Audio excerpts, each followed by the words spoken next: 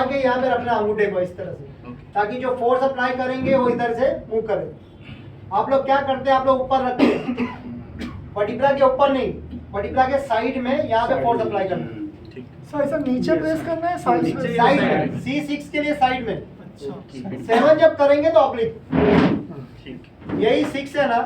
अब इसी में ये 6 हो गया। अगर मुझे 7 करना है तो मुझे हाथ को नीचे की तरफ प्रेस करना है इस तरह से।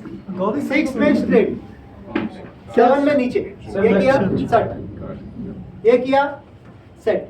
7 सेकंड। ठीक है, 7 के लिए नीचे हाथ और 6 के लिए सीधा। 1 to 5 straight. कौन है यार ये पीछे? 2 to सर खड़े खड़े साइड करेंगे।